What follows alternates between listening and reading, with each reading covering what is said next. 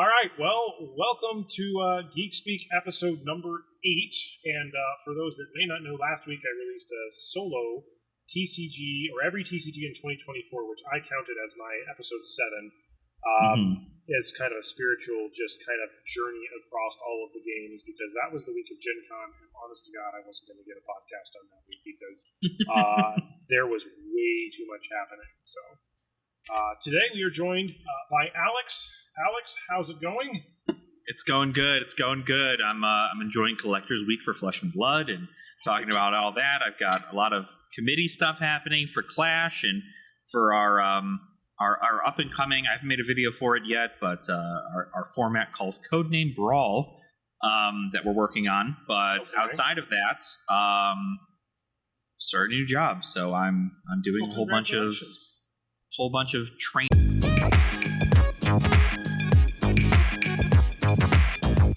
That's essentially, my brain is learning so much about so many things at all at the same time, and so much mush, right?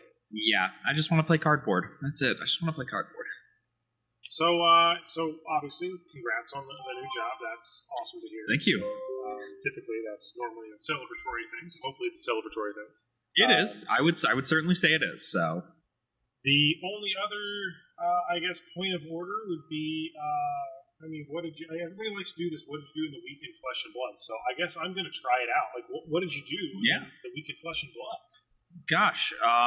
Well, like I said, Collector's Week has been happening this week. I've been having pretty daily uploads over on my channel, which has been very, very nice. We passed 1,900 subscribers just a few days ago. Thank you, Flesh and Blood Twitter, for helping out with that.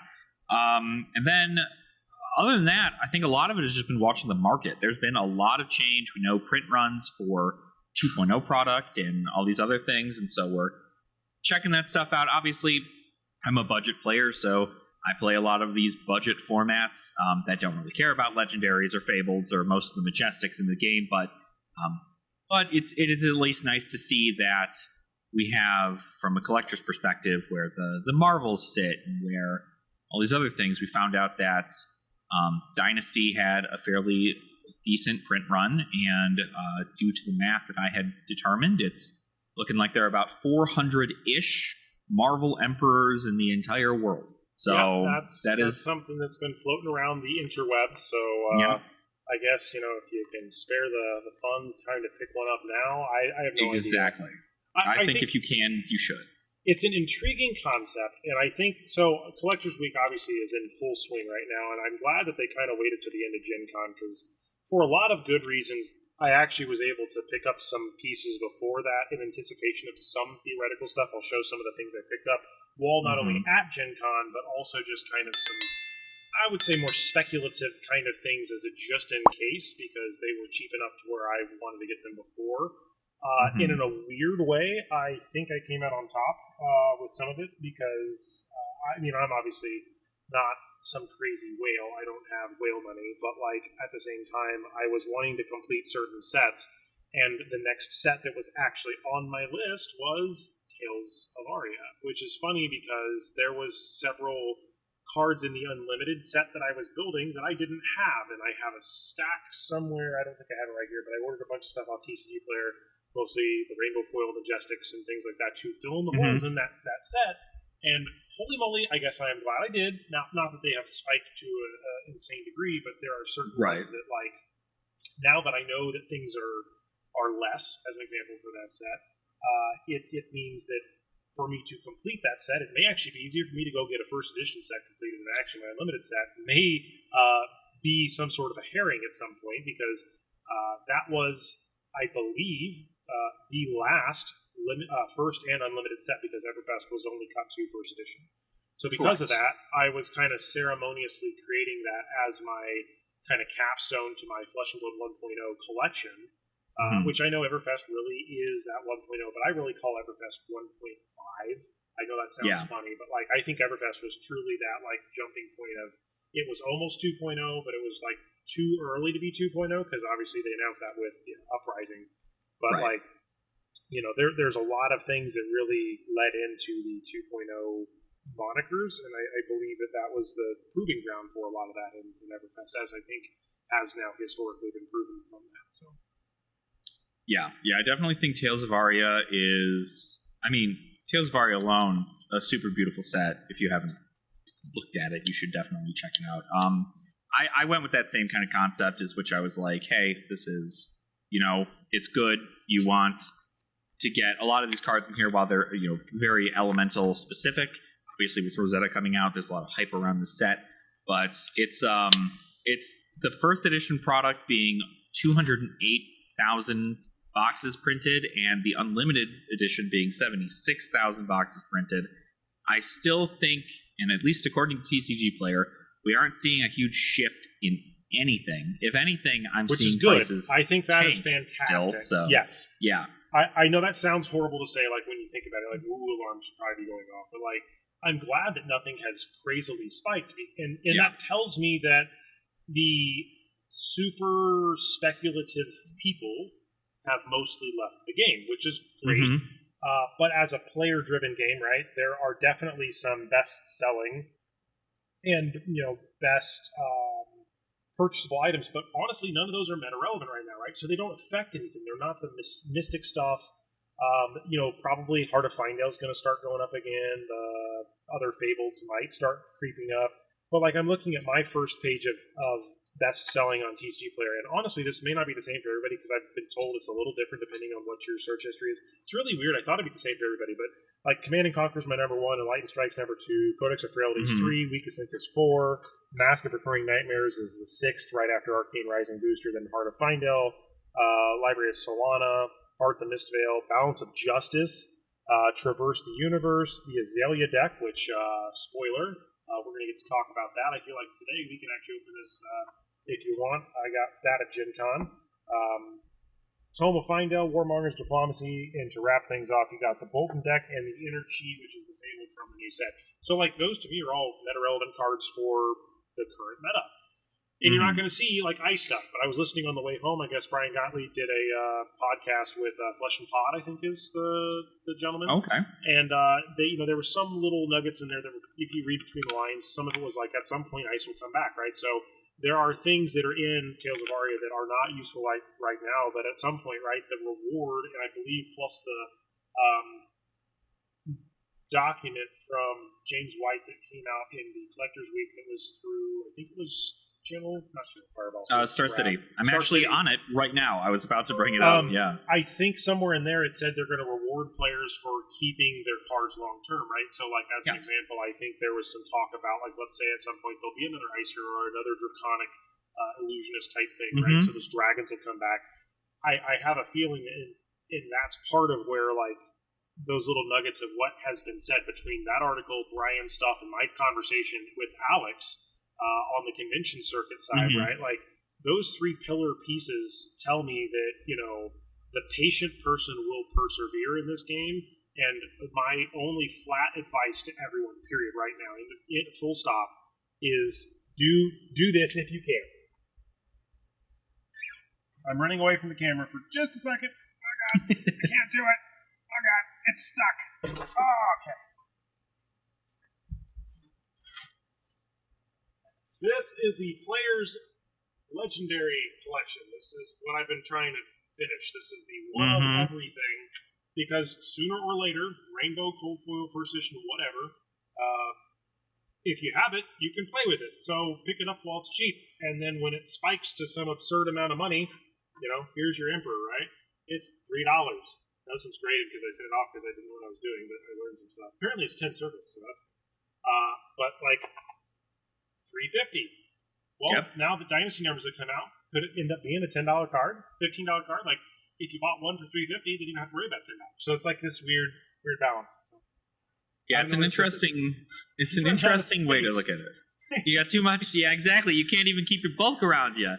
I think something that's really, really interesting about it too is that, again, that is really a wonderful thing that was brought up in this interview with James White on Star City Games, which I'm sure will hopefully be in some kind of show notes here. But it is really wonderful to know that outside of quite literally just the hero and the weapon hitting Living Legend, that you will be able to use those cards later on down the line. It is something that I have talked about, something I talked about in my collector video that I just made today. It's something I talk about to any new player who's trying to get into the game. It's not like Magic in Standard, where you have 3 years of cards and then you eventually have to throw out 1 year and go sell it to go make something else happen. This is going to be an eternal thing, and even when it isn't, even when that hero hits Living Legend and you sit there and go, oh no, like I can't play them in Classic Constructed anymore. That is why the Living Legend format exists. It is the legacy of Classic Constructed, and it is the way people are going to be playing these heroes further on. And James White has specifically said in this article that they don't have a direct focus on Living Legend, but they want to make sure that your cards are playable. And it even comes to the point where there's a part of the article here where they say there's a card in Rosetta that would currently only be playable in Briar, which makes me believe that it is a Lightning Earth card, which you obviously cannot use in Rosetta Draft or anything, like unless for some reason they make that happen. But what it is, they say it's an example of a card we made very much in mind to open up a new deck archetype for Briar in Living Legend. But keep in mind this particular card will be legal in Classic Constructed if we make another Earth Lightning Runeblade in the future. And so, this is the title, Flesh and Blood Creator talks Living Legend format, Rosetta design, Azuri winning the Pro Tour, and that's this article here. Yeah, and it's super, super well in depth. I mean, James White talks a whole lot about the Living Legend format. James White right now. Yeah, right. It's like he's here. Except his name is Jacob. Just kidding. Yeah, it's great. It's great. I think it's a lot of wonderful words, thing when you have cards that you know will have value throughout. The only thing that changes their value directly is if they're not meta relevant, not if they're not good. Because they could still be good, but I think if they're not, Mechanoid is still valuable, and to me, it's Nitro Mechanoid is meta relevant right now. Oh, it is. Yeah, because Max won a Battle Hardened. Yeah, Max won a Battle Hardened with Nitro Mechanoid. I'm telling you, like it's really, if they've won a Pro Tour or have topped, or not a Pro Tour, also a Pro Tour, if they've topped like any organized play event that isn't just ProQuest or Road to Nationals or a skirmish, and it's either a Pro Tour or a Battle Hardened or a Calling, if they hit top 8 in any of those levels, they're meta relevant. And if they're meta relevant, that means that their decks, people are going to go online and they're going to go, I want to build that because I want to be good. But it doesn't mean that you're going to be good. That's the thing that you did a video on, right? Like that just made a whole. Yep. There's like a stifling of like creativity because like I want to do a Data Doll deck. Everyone's like Data Doll sucks. It has 3 intellect. Well, you know what? There's got to be a reason Data Doll has 3 intellect because it must be very overpowered, right? Oh, hey, the reason she's got 3 intellects is because every time you banish an item, you just get to get it. It's you get a free card in your hand if you banish. So the better half has delivered the old fashioned for the video. Ooh, fancy! This one is is there a cherry in here? Oh, I think there's a cherry. Oh, there's a cherry. There's 2 cherries. That's a whole ass old fashioned right there. It's a very strong old fashioned, but it tastes good. Got it. All right. There you go. I guess I'm going to shift gears for those that are still with the video, and I'm going to kind of regale you with the experience of Gen Con. Yes. With a lot of variety showcase of showing, and there's a couple of items, and I will be sharing a fun discount code with you for something that I guess I was graced with as a random discount code for folks that might be interested in this. I'm willing to give it a shot. I don't want to. This may technically be the first sponsorship. I'm not really actually sure. I want to make sure I'm disclaiming that, but like everything else here was bought with my own money. So I guess we'll start with that.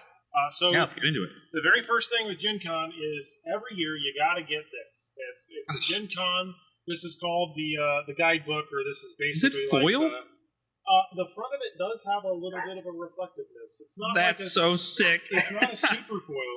But like on the inside, there's a digital version of this. But I collect the physical copies of these. I think I have them going all the way back to like 2003 when I think I first went. I'm missing a couple of years because either I somehow forgot to get one, or I truly may have skipped that year, and in my brain I don't remember doing it because I swear I've been almost every year. But honestly, life is busy, and that's an over 20-year period. So I'm sure I missed one here or there.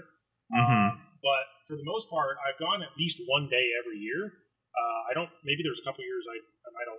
Yeah, I think there's a couple years only one day. But either way, these are kind of useful. And 10 years from now, right? They're hard to find. Like I have some where at the end of a couple years you find them laying down. You're like, grab one. I have two of them, so that way I could trade one with somebody and say, hey, I got a 2024. Do you have a 2018 if I'm missing it or what? It's just a vintage year or whatever. So, I guess I will start with the cool stuff. So obviously, if anybody's seen the video, I think if you've watched it, I got to interview Legend Story Studios there. So I got to fanboy out a little bit here. So I got my little Legend Story Studios hat. This will be the first time. Good. This will be the first time putting it on. Good. Although I will say this is a little weird for me because I am not a straight build person. This is very odd to me. Yeah, I didn't think I was either until I put this on, and I was just, well, obviously I have a headset on, but like I start to like them, and I think it's a sick. I have a collection. Look. I have a collection of random hats. I'll bring them on later, but like I got over here, I got a bowler, I got a kind of a cowboy hat, I got a Magikarp hat, I got my traditional one that I like to wear. But I don't know. There's something special about this. Like it's just. It's Legend Story Studios. I'm telling you, it's nothing. I'm telling you, the amount of people who've been waiting for Flesh and Blood merch for decades, not a decade, but like at least 5 years has been pretty high. That's so sick too. The Stanleys, the sold out Stanleys. This was one of those like I almost refused to buy this because of the cost. It was $90. I think it was $90. It was an absurd amount. But like that's crazy. I said to myself, "Oh, I get a promo when I buy one. Okay, sure. Like I'll do it. Why not? Because it surpassed the number that they wanted." But honestly, I don't know. I'll probably drink out of it every once in a while. But typically, what I found with collector mugs or something like this is it's really hard to like make sure that you don't destroy them. Because like even the Gen Con refillable cups this year, they must have been made of like plastic Tupperware. Because they just basically disintegrate. Like I put them in the washing machine for the first time, and they basically broke. Wow! And we had to pay $22 a cup for those things. $22 freaking dollars. I'm telling you, that's what it's hard to get a good cup these days. So those were some of the things behind me here. I have the first strike decks. I was able to get these. I do have them in my hand, and I actually was lucky enough to. I asked permission. I did not want to take away from other people. I bought 2 sets of them. Now, nice. People would be like, "Well, why did you buy 2 sets?" And I'm like, because people need to see an Aurora versus Aurora and a Terra versus Terra. So like, I want to actually do that. And I'm going to actually sleeve those up. The reason these are sealed is because I want to do a how to play or just basically an unboxing of these. These I unboxed so that I could do when I did my little event, which I'll speak about that next here in a second. That event on, I think it was Friday night that I did at 7 o'clock was a Flesh and Blood fan meetup group. And we had a rip-roaring... how'd your meetup thing go? A rip-roaring 4 people. Heck yeah! There you go. Hell yeah. 5 if you count me, 6 if you count the wife. And honestly, for a kind of a grassroots, just, see if anybody shows up, it was a pleasant blast. There were 2 individuals that came in from Kentucky. Both of them I actually saw both the next day and I think even the day after. They were jamming games. We started playing a UPF game.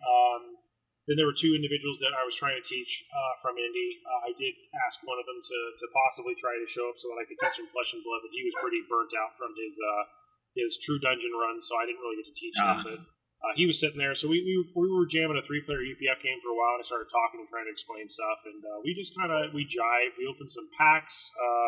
I gave them my promo pack, which I only have 1 left of, so I'm just going to keep it forever. This was this I gave out. I had, I think, either 8 or 16 of these. I forget the total number, but I think it was 16. It's between 8 and 16. But what each of these had was, this was, when I saw a new player playing, like we were actually playing a board game late on one of the days, and I looked over and somebody was playing Flesh and Blood, and I was like, oh, are you new? And they're like, yeah, man, I just started. So I walked over and explained some things, gave them the resources like Fabry.net, told them about TCG Player. Hey, if you ever watch this, because I gave you the card, right, you should have my YouTube channel. If you ever do see this, pleasure meeting you at Gen Con.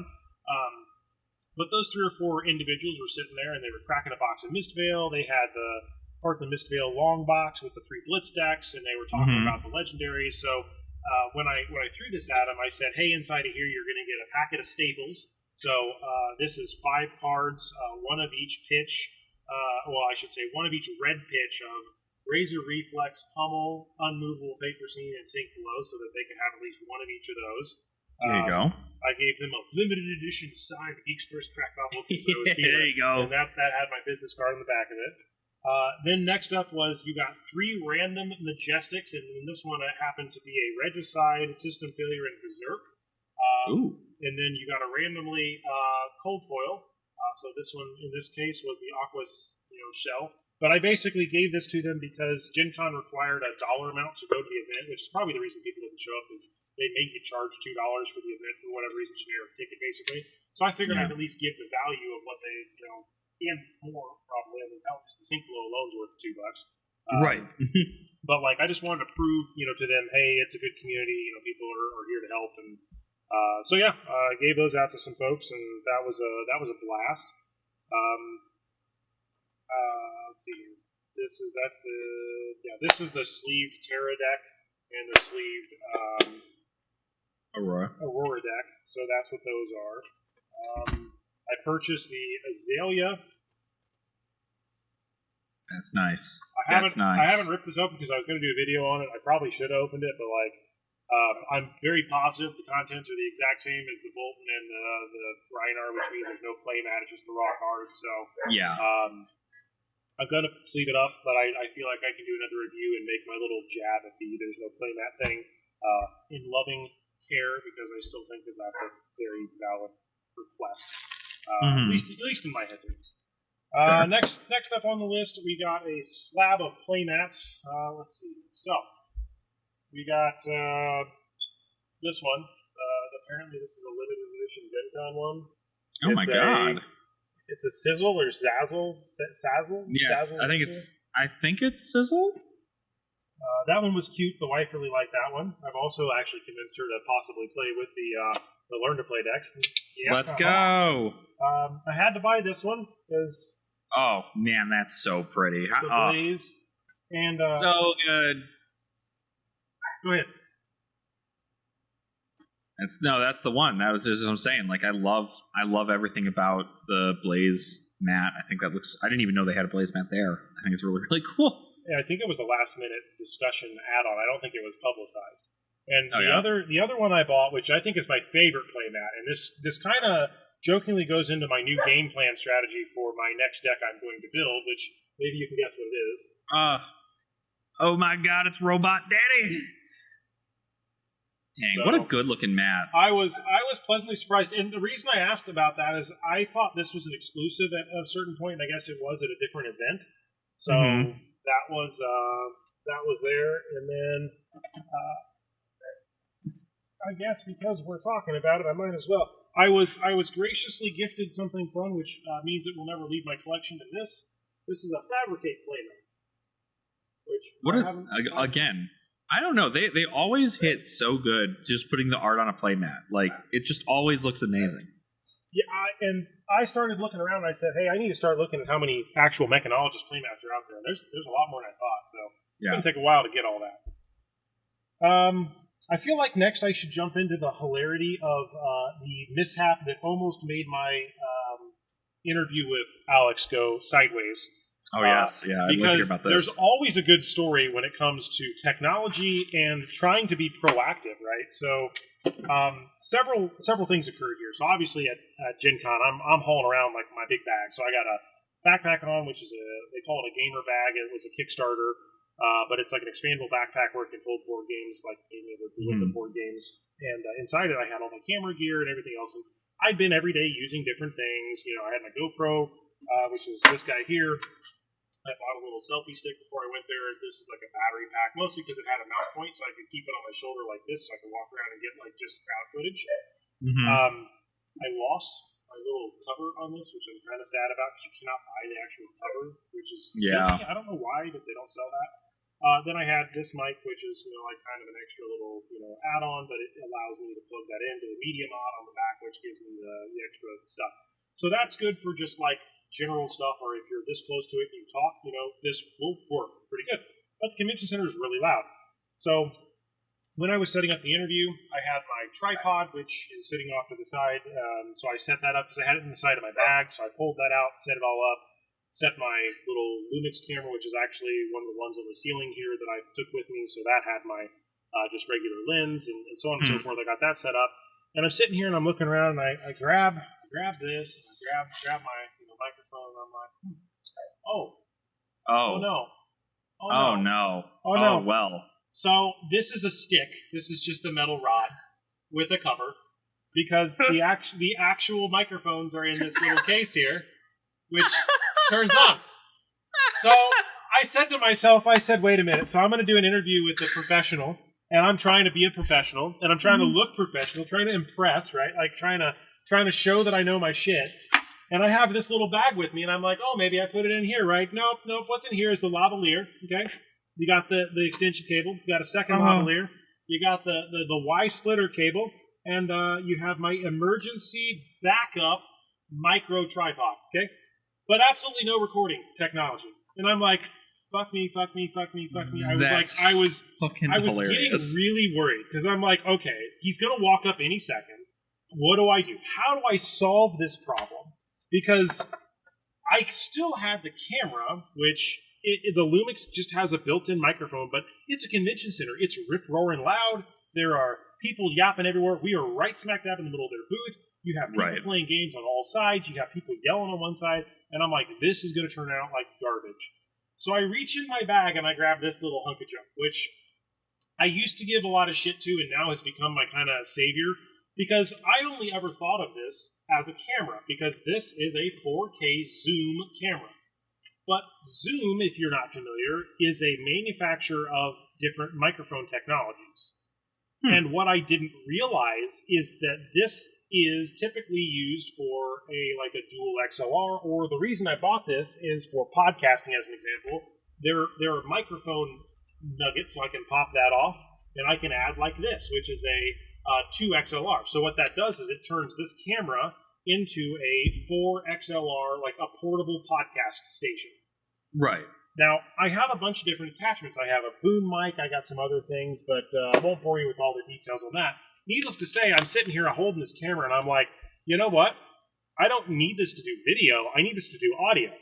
So I went into the settings, and I basically changed all the settings on the back to do what I need, and then I realized that this XY mic on the back, if I crank this up, I can hold it like a microphone, and you'll see in that video that I'm very much doing that. Yep. And what I'm doing is, why you keep seeing me look off every once in a while, is I'm checking to make sure this thing is still recording, but when he's talking, I pointed at him, and when I'm talking, I pointed at me. And it's essentially like us having a boom mic pointed right at us, so the audio was clearer than it should have been.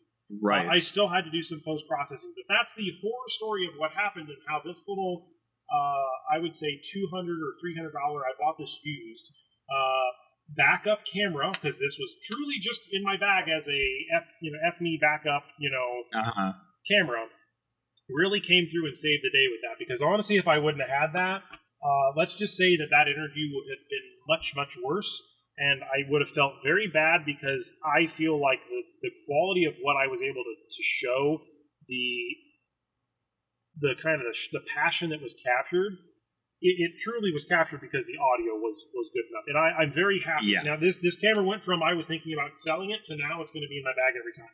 Because absolutely. Now I understand. I thought outside the box and I fixed the problem. So I was excited about that. That's awesome. I'm telling you, if strictly from somebody who viewed the video, not knowing nearly anything about audio equipment at all, I thought that was intentional. I thought everything about it was intentional. Like, making it look like you're handing it off and you're putting it back to yourself. And I was like, I don't know what that thing is in his hand, but it's a microphone, and obviously you can hear very well out of it. So I was to a point where I don't really get emotional, but like I was like, do I have to tell this guy I have to cancel? Because this was Sunday. Like, there was no redo. I couldn't go this home. was it, right? I knew that I knew that this was sitting on the charger because it was a USB-C, and it was upstairs. It was right there. I'm pointing at where it was. And I looked at it, and I said, God damn it. I know I grabbed the camera. I know, and I was like, I I checked everything, and then I somehow forgot that. It's like, well, there we go. It's Gosh. I had this camera too. This is another. It's a 4K, like a handy. Or just like a camcorder, right? Yeah. But like the audio on this, it's an omnidirectional mic. So even if I would have like essentially done the same joke, right? Like held this like a microphone, right? It still would have done this whole pan out wide thing. It would have been just as bad as the GoPro microphone, which is again omnidirectional. So right. Anyways, that's the end of that hilarious horror story. But that was wow. That was great. I'm glad.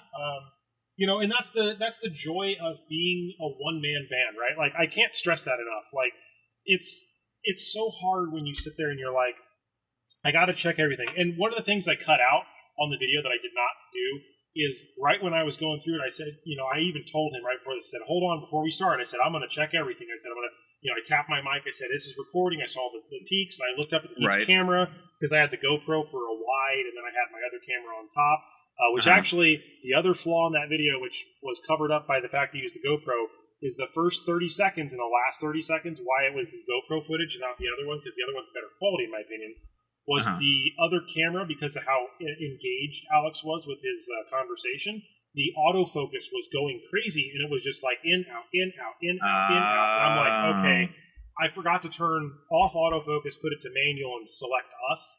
Right. Because for all other purposes, you want autofocus, but in an interview scenario where you're not really moving, you don't. And it's like, great.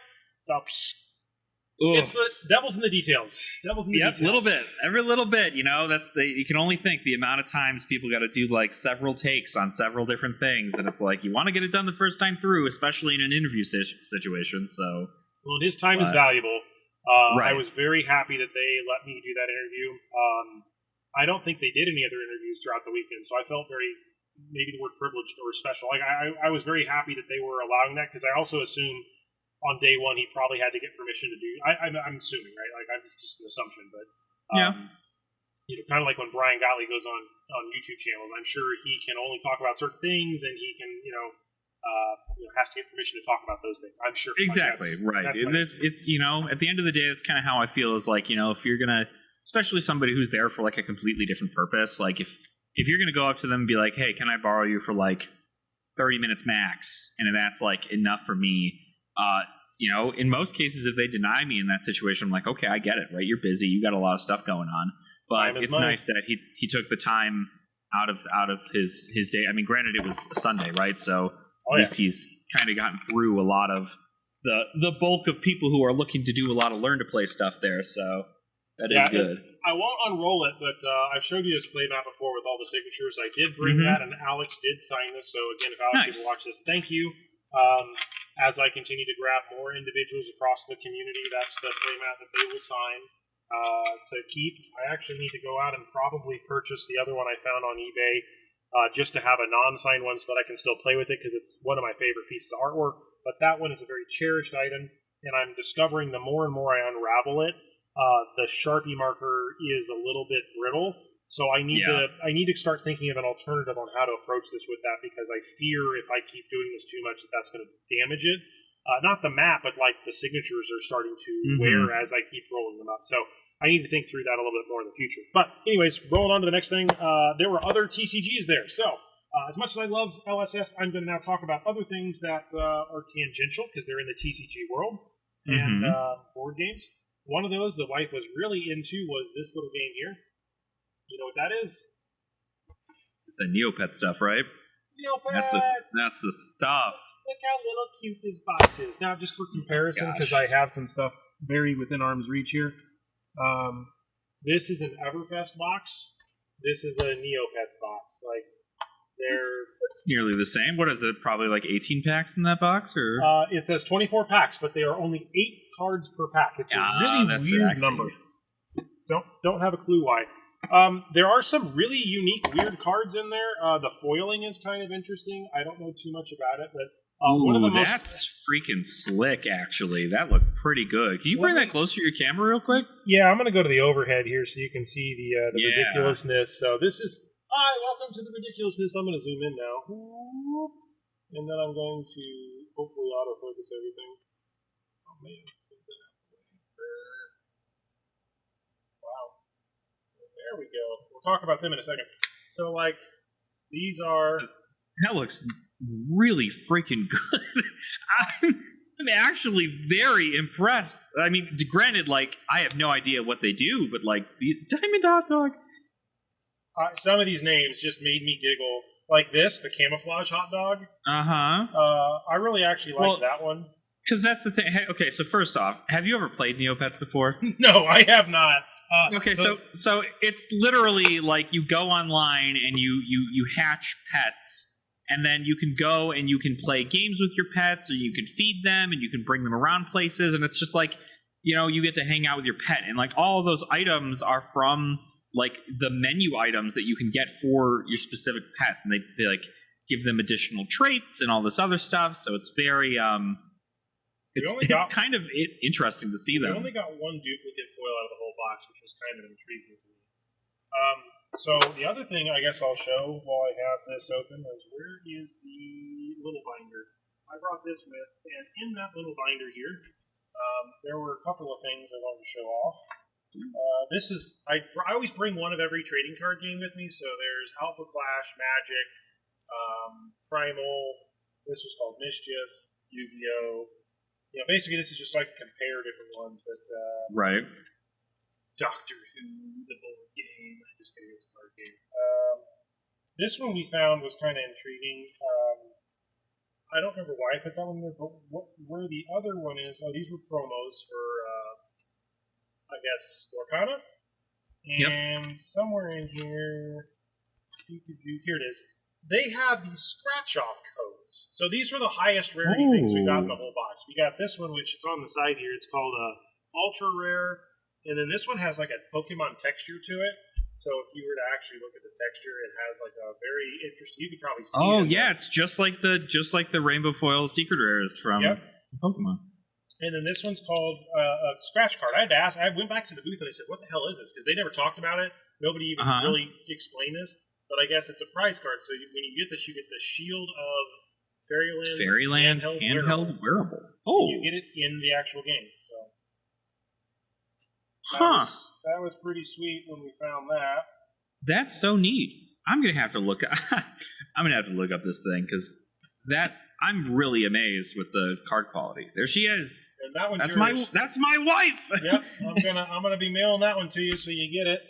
Oh God, she's gorgeous. And then these were the two folks that showed up to the event. Nice. So I had them sign a bobble.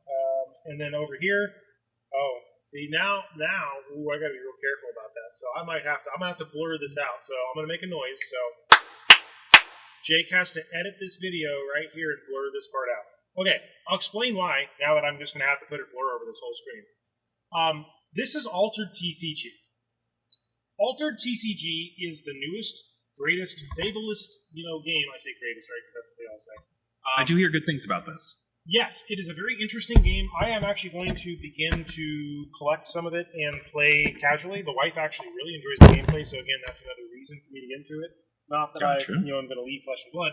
But what you're seeing here is, if this was live right now, I would be, I'll just say it, I'd be fucked. Because if you were to scan this code, you would gain digital ownership over this card. Oh my God. So when you open packs, that's actually something they were warning me about, is they said, oh, by the way, when you open this, you need to display it. So this is where I can now blur. You have to display your cards like that. You have to cover that QR code, because if that QR code is publicly displayed, this card digitally now belongs to somebody else if they claim it before you. Now, the way I can fix this is, before this video releases, I have to go into the app and digitally claim these two cards. So as a content streamer, as somebody who wants to do stuff, right, if you happen to be online and say, here's my QR code, and somebody beats you to it, you've lost ownership of that card. There's nothing you can do.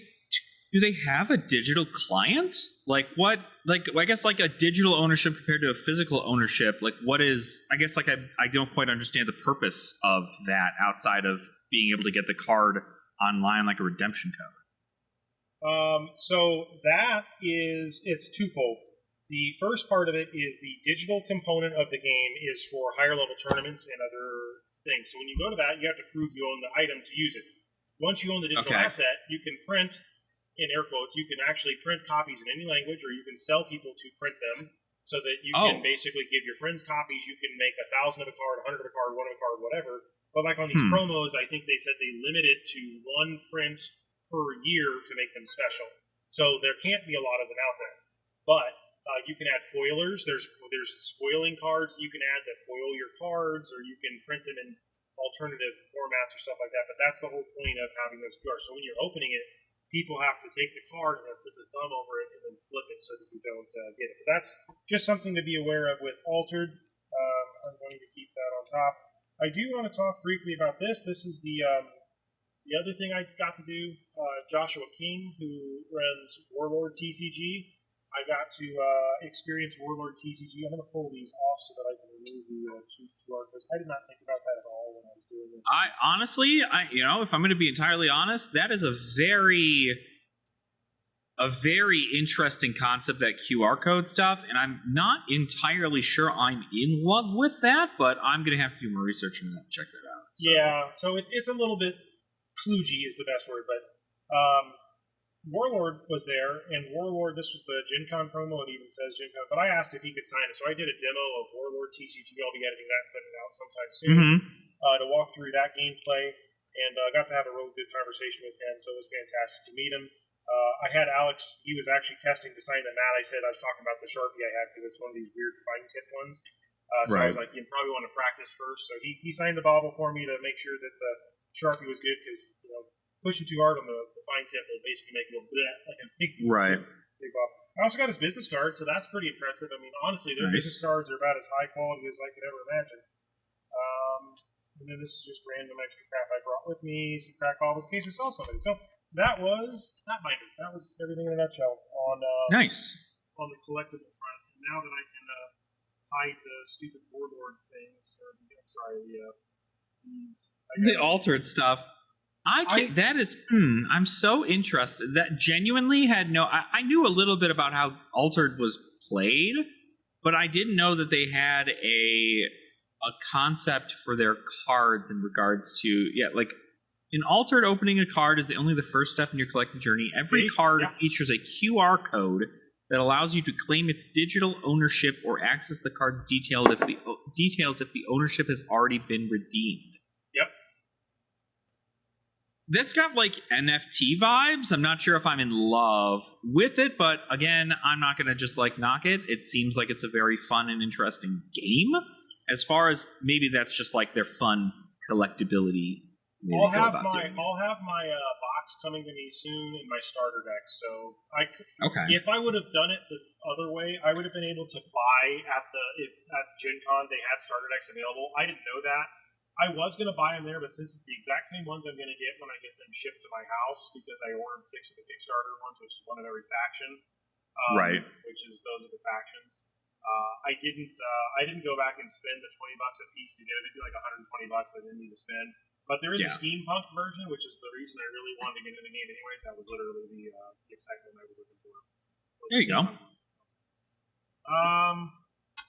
I'm going to just briefly talk about the other thing I bought, which I don't know why I spent the extra money on. I mean, I want to check the game out. This is called Year of the Dragon. It's a draft box from Alpha Clash. Oh, that's for Alpha Clash, right? I will, I guess, apologize to, let's see, Logan. I'm sorry. I know you could have gotten it to me cheaper, but I was cash in hand and I wanted to get it. So it was there at Gen Con, and this is apparently a draftable experience for Alpha Clash. I want to experience that, so that's why I got this. They ended up giving a couple of promos and some other stuff that I can give away once we kind of get a group of people together. So I'm going to try to get some locals together and maybe have some fun with this if I can, and just experience a little bit of the non-starter deck. I bought a starter deck also to demo that to make sure that I could do it. But again, with those, I purchased them with my own money, so that was Just that seems kind of fun. That was money. Now, the thing I did not have to purchase, which is kind of weird, because I walked with this guy, and he was just very excited I had camera equipment. So I will now go back to... Tends to be the thing. The more professional you get to look at, right? So this is a company. It's a Kickstarter, apparently. It's called Everretro. Everretro. Everretro. I think it's Evo Retro. Evo Retro, maybe, yeah.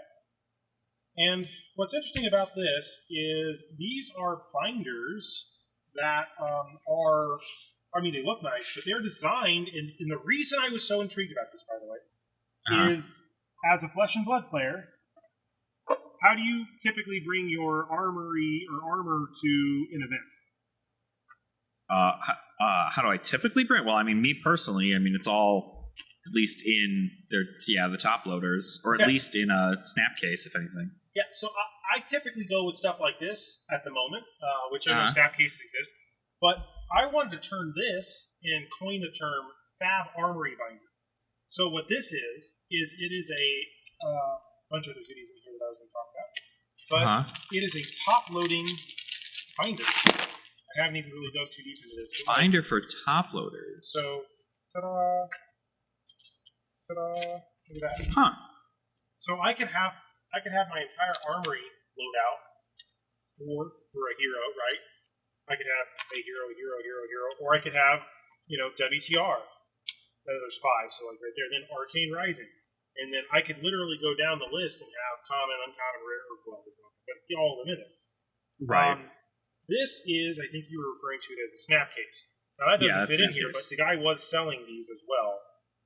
So there were snap cases. The other thing he sold, which again, you saw me kind of briefly talk about when I pulled the Emperor out. I'm still new to the grading world, but like this, it's a bumper. So I guess he sells these bumper protectors for graded cards. This is pretty cool. I don't roll around too much with these, but I understand the reason why, right? Like, if I'm going to be bringing this around, it keeps it nice and safe. And then that company also seemingly sells perfect fits, which are, I think, what these are here. And then they sell these premium card sleeves. I don't know what I haven't actually. I was going to test the usefulness of these, but you can see they're pretty cheap, $2 a piece, I guess. I don't know what his online costs are. But he gave me a code to give to some people if people are interested in this, and it looks like FFE Frank Echo, and I guess it's a 10% off code. And his name was Eric, by the way, I guess. So he's an MBA. But he came from, I think he was from Ontario, from what I gathered. He was up in Canada. Or, I'm sorry, Quebec. QB. But this is why I was interested in it, is because they had the ability to hold top loaders. Now, there's this size, and then there is another size. There's this bigger one here, which is kind of like a 9-ring binder. And then the other thing I didn't get to go home with, because it's going to a content creator that is much bigger than me, it's going to Leonhardt, from what you told me, if that's true. I don't know if you know who Leonhardt is. I do know who that is. So apparently that one it's a backpack.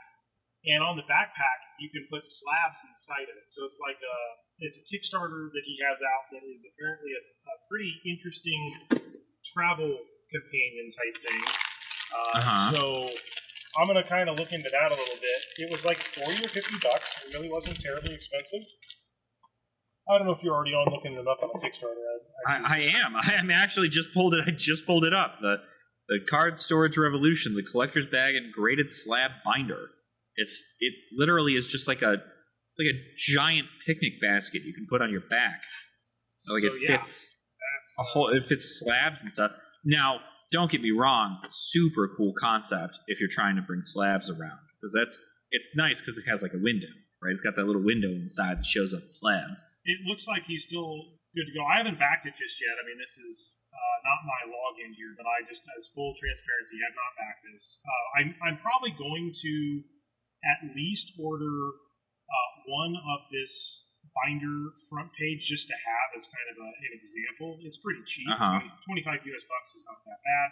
And then the other thing I want to look at is, again, I think for like $60, I'm willing to get one of the bags just to experience it, to see how it is. Now, they say with window or windowless. I think, I don't know what it says right here. So I was like, we got 370 cents. So obviously this guy has not sold a lot of these just yet. That said, has it funded? Yeah, everything's all funded. So looks, at least as far as this thing goes, I'm not sure how their tiers go or however that might be, but But yeah, it is an intriguing concept. I don't do a lot of graded stuff, and to me, it's a little too flashy. I don't want to show off my graded stuff as I'm walking around. But that's how I feel. But I can also see some use for this from obviously you put slabs in here, so I might just check it out from that perspective. But I like having a variety of bags because again, it shows board games, and again, the bags I have today are a little bit bigger, and they don't necessarily, or they're not super portable. So like this is much smaller. I feel like I can bring one or two games to a buddy's house much easier, or even turn this into like a fab, like go bag.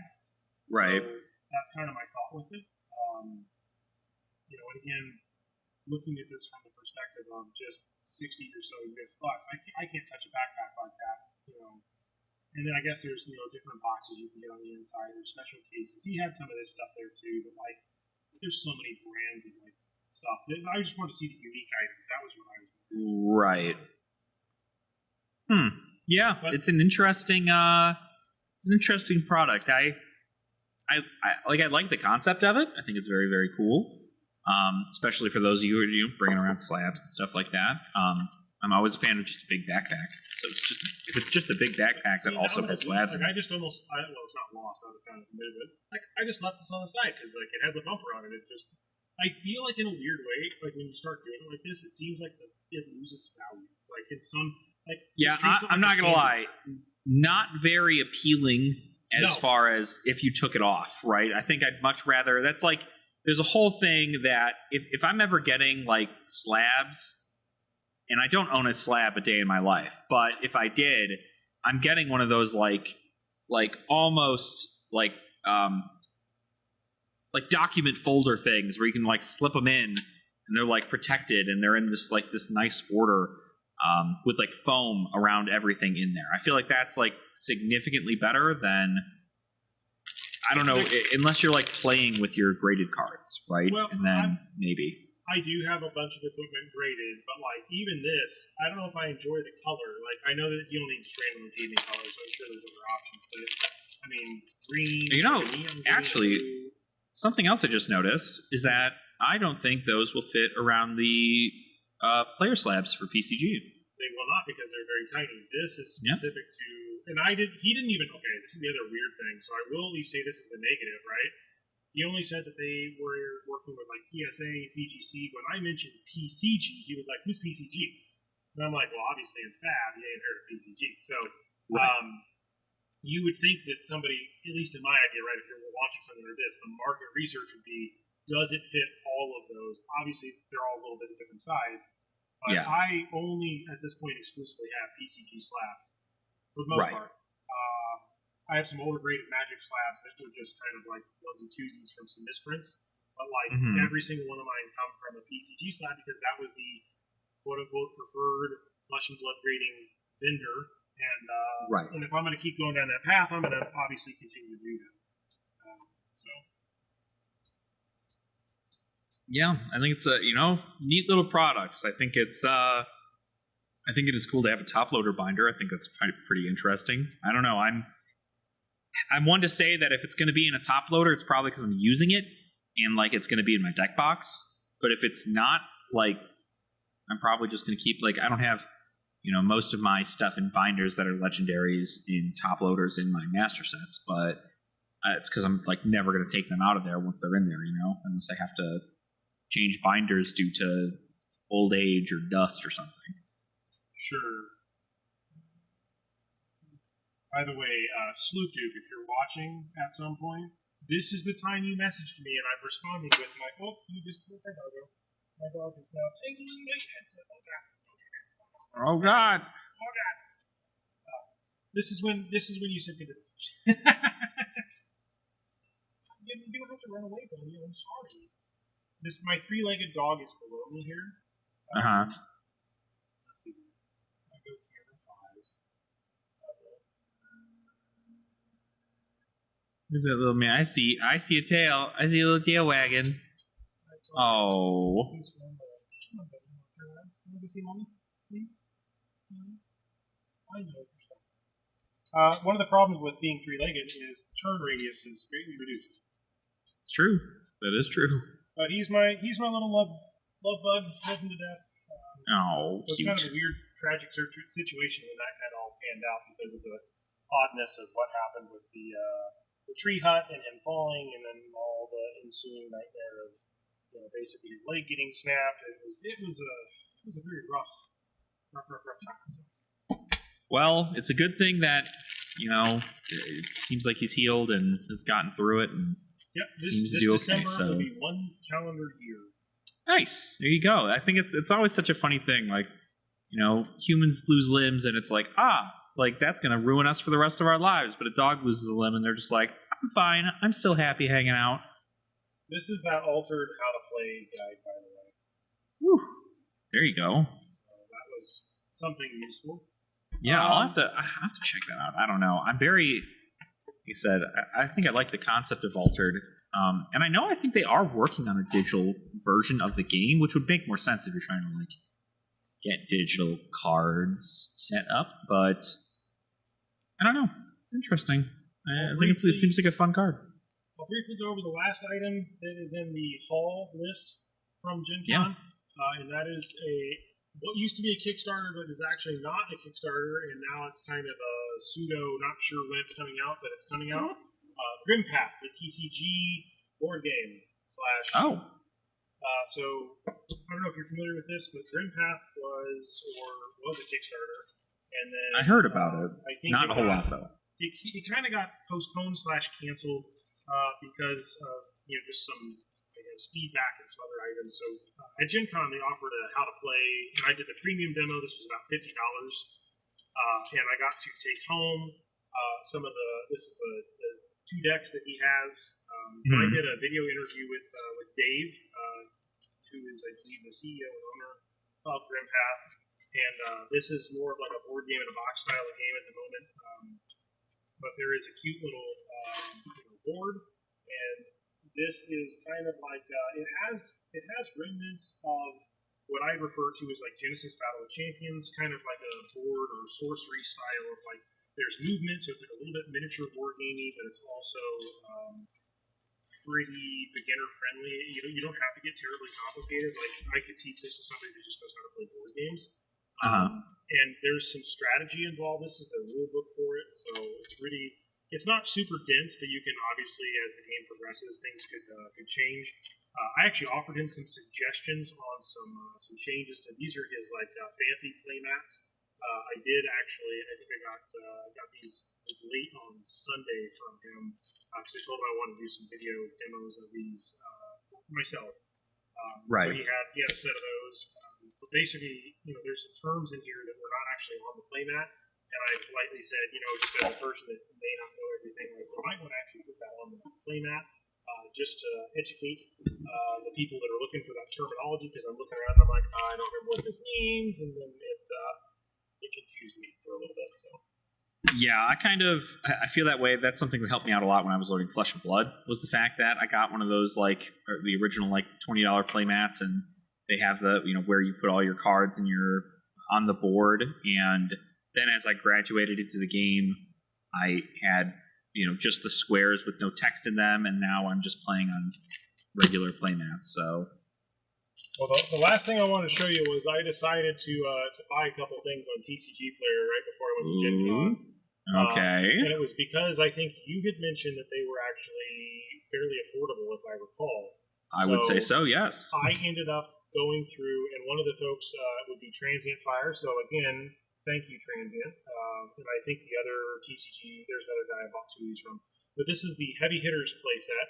So you have Kasai, Betsy, KO, Victor, and Olympia, and I think for this whole set, this was about $100. That's insane. I mean, genuinely insane to get them all for $100.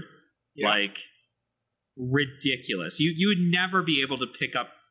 I mean, outside of I guess barring the Uprising Dragons right now, the rare dragons, because they've gone down a little bit.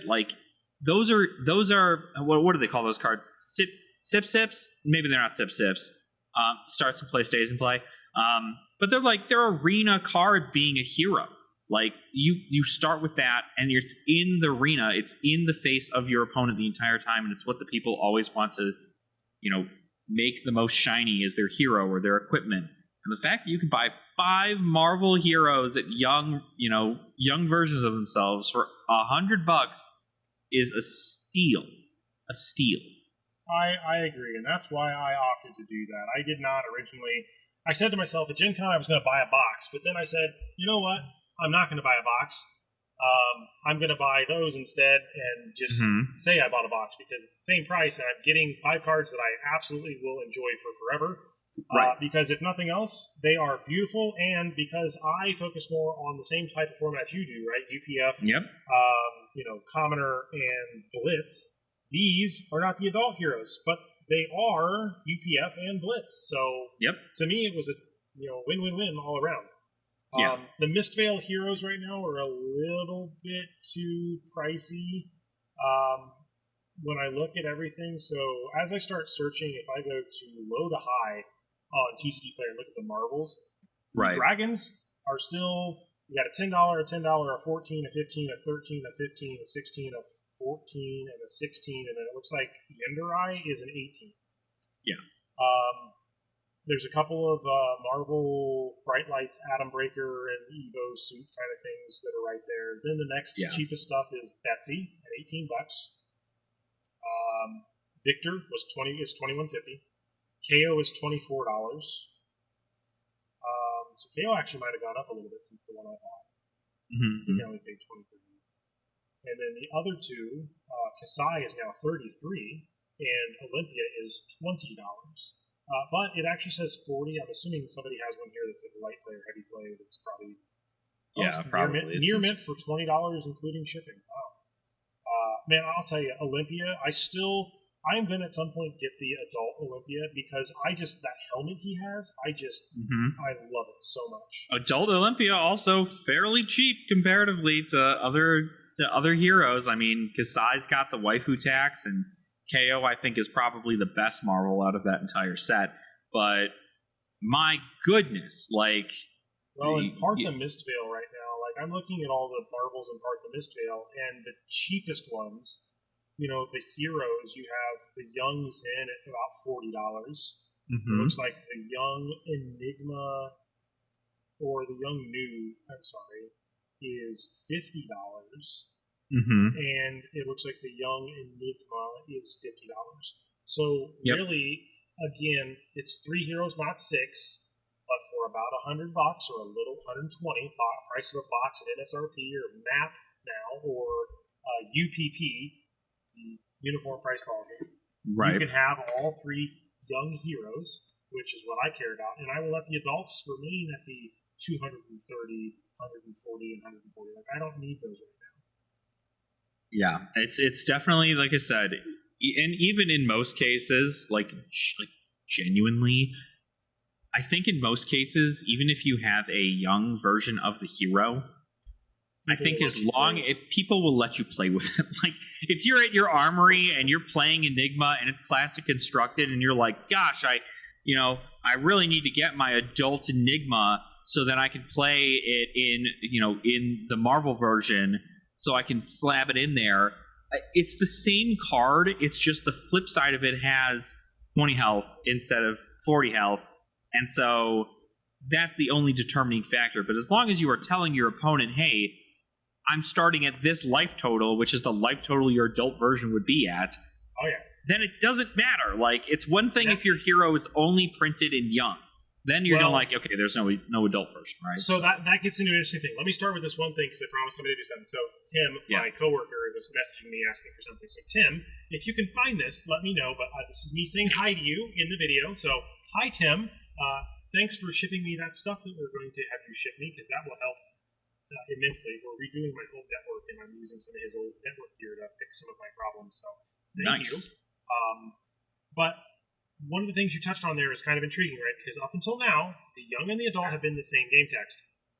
Rosetta will be the first time that there will be a young and adult that actually technically have a variety or a different text due to the fact that in Rosetta, they, I believe, have one of the heroes. It is a both Earth heroes are set to be different. But that's the thing, right? Again, and this is, and obviously up to discretion. Please ask your TO or your locals if they're okay with it. I promise you most people are. Because at the end of the day, the Earth ones, right, only the Earth ones, like Aurora and Acilio, do not have any changed text between their adult and young versions. The only difference is that in the Earth heroes, in order to activate their hero ability, like true hero ability power, you need to have a certain amount of Earth cards in your Banish Zone. The young heroes only require 4 Earth cards in your Banish Zone, whereas the adult heroes require 8. And that's the only difference there. So now instead of just doubling their health, you're also doubling the required amount of Earth cards that are required to be in the Banish Zone in order for you to activate their effects. So as long as you can multiply by 2, you can do the same thing. I think it's, if you're going to like a Pro Quest, you can't do that, right? If you're going to a Road to Nationals, you can't do that. If you're playing at an armoury, just ask, right? And if they end up being not cool with it, it's fine. It's just making sure that people are honest with it, because absolutely, I would, with like Florian is a good example, right? I mean, I'm sure I would look at the ability and hope I wouldn't forget, but like, yeah, you're right. The adult is 8. I'm sure the young is 4. Yep, the young is 4. Yeah, so it's most of the time if they are making, that's like how I thought about. For the longest time, when Prism, Advent of Thrones was announced, and that was like, they're like, oh, she's got a title, so like she's going to be completely different as her adult version. And then her adult version was the same thing, it was just a different title. And I was like, okay, so we're obviously not following this moniker anymore. But now that we're changing adult versions to be different than that, it's just ask, right? If you do the research and you see that your Earth heroes they require double the amount, do it. So, hey, late breaking news! Look at my screen. Look what just released. It says apparently it's now 8 a.m. or whatever over in there. So this is a new interview from Foil Degen. Nice. So I guess we can maybe talk about this a little bit because I was going to transition to the last part of this podcast, talk about the Collectors Week stuff, because I know we brushed over that in the beginning, but. Yeah, here's Foil Degen, obviously showing off immense wealth. Congrats to him for obviously doing something insane in life here. But, it looks like he's having a blast with... I've seen some videos of him ripping a bunch of packs, right? And, all these Judge ones.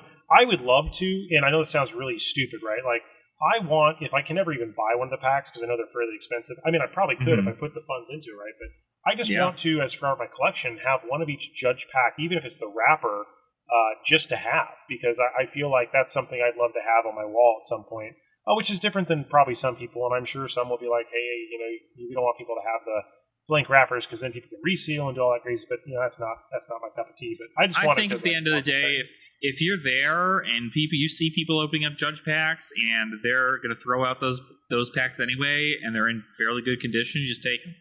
One of my most prized possessions is actually one of these black envelopes. Somebody ripped one open. And they were going to throw it away. And I said, whoa, you're throwing that away. He's like, I don't need it. I got the card. And I'm like, but I'm poor. I want the card. Right. Like, give me the cardboard. And like now I have this thing that's like a, Will Grade 9 black, sleeve. And I'm like, that's cool. Because like I'm going to have to get good to get an actual real one. So to me, it's just worth having.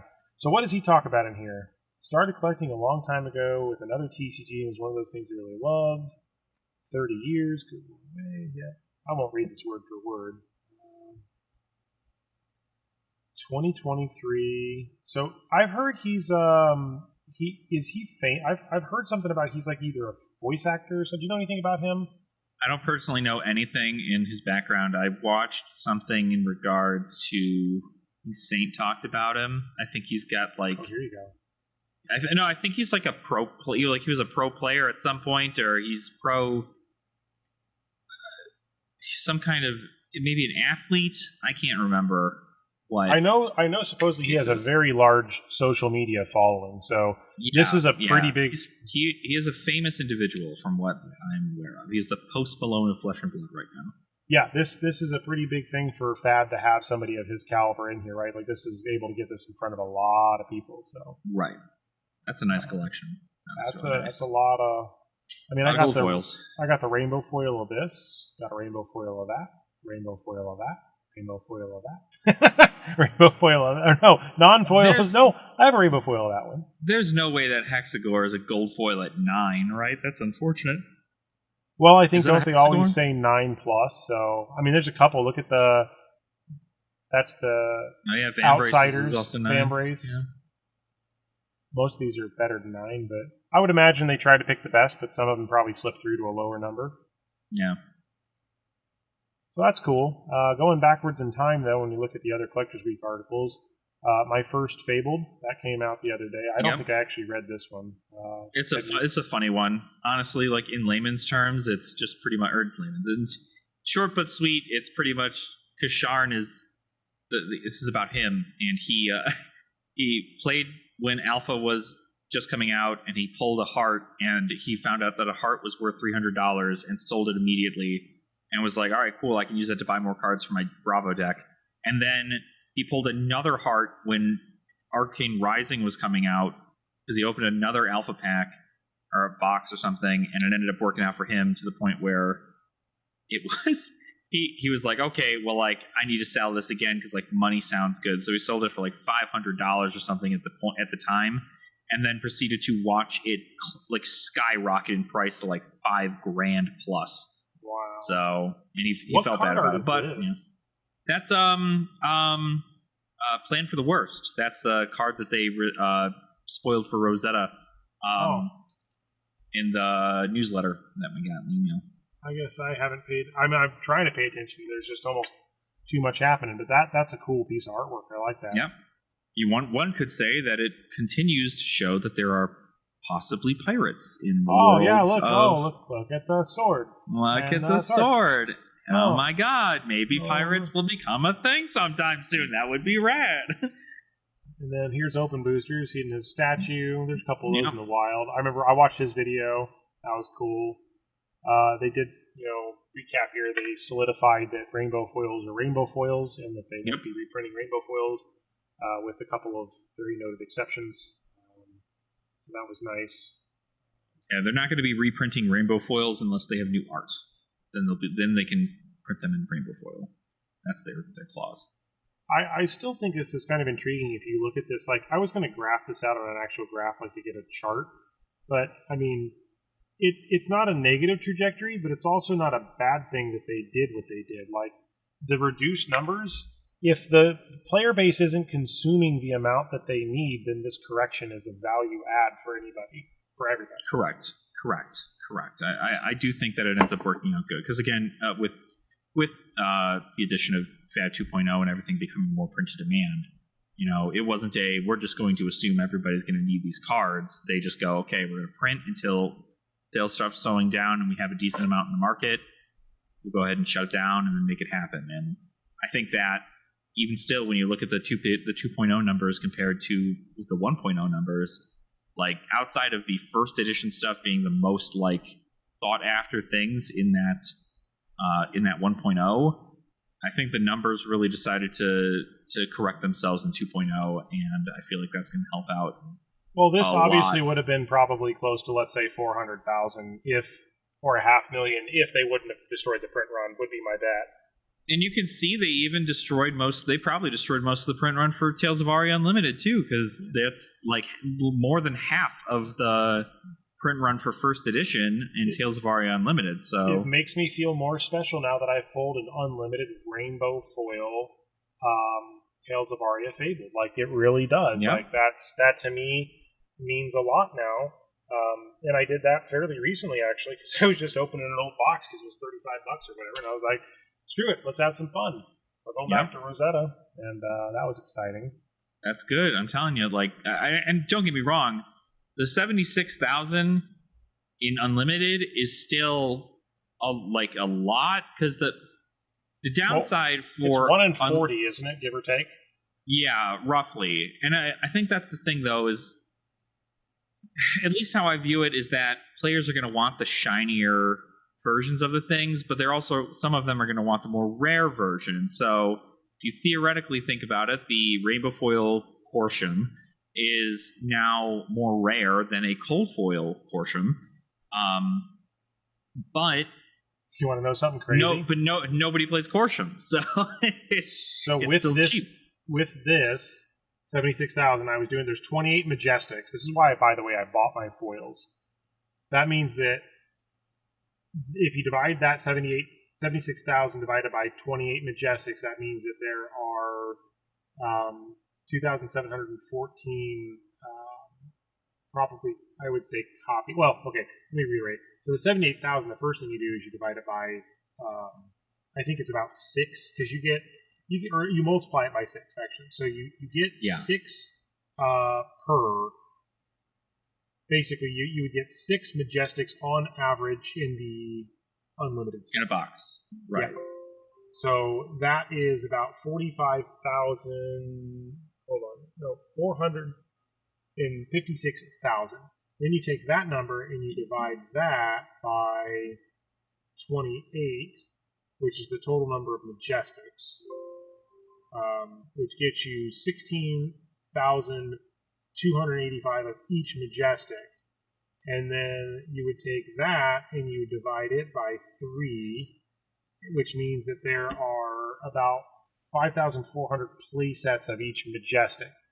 But if you go the opposite, if you take 76,000 and you get 1 rainbow foil per box, now you're at 76,000 total booster displays, which is 76,000 foils. Now if you take that same thing and you divide 76,000 divided by 28, you're at 2,714. So that means that from a foil perspective of Unlimited, if you were to have 3 copies of a card, that is one of 900 playsets of foils for Unlimited. Correct, yes. And I think that's weird. Really, it is weird, but I guess, like, my situation with that specifically is that the only Majestics that would truly, like, change, I guess. Hold on, I'm not going to find out here. Winter's Whale. Actually, well, those are short printed too. So, like, now you got to start talking about, does short print count? Because if it's a rainbow foil in Unlimited and it's a Majestic and it's an equipment, that's when it matters, because the equipment only comes in cold foil or non-foil, or, well, like, at least for Majestics, it comes in cold foil or non-foil for first edition in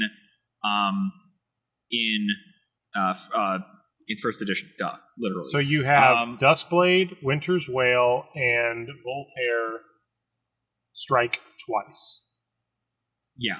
Those are the 3. Those 3 equipment pieces are now incredibly rare to find in Rainbow Foil because of the low printing of Unlimited. But first edition will always have banned, cold foil, isn't it? It's still, even in Commoner, it's still banned. In Commoner, it was never a card you could play because it's a Majestic weapon. Oh, no, okay, true. In Clash, you can play it, or not in Clash you can play it. Not yet. We're gonna figure that out. But we're looking, because, like, Duskblade's not really a super insane card. In the Living Legend format, you can play it though. So, but a rainbow foil, what is that? If you look, an unlimited rainbow foil currently, as far as my listings say, it's about $6 for a Duskblade. Rainbow foil Duskblade. So it's about $6. An unlimited rainbow foil Winter's Whale is about $5. Yep, but if you look at the cold foils, what are they? I mean, they're probably not too much more expensive, right? Ironically, like the Winter's Whale cold foil, I guess it's only $8. Couple bucks, right? So that's what I'm saying, is that if you're going to pick up anything that's, like, truly, I guess, like, different than the unlimited for the unlimited version, it would be those 3 specific things, and then that's no. I need to pick up a. I think this is one of the ones I had to buy, but I bought a rainbow foil unlimited of channel Thunderstep. Mm-hmm. Which is funny how that's more expensive than the... Did these all come... So inverted. It's weird.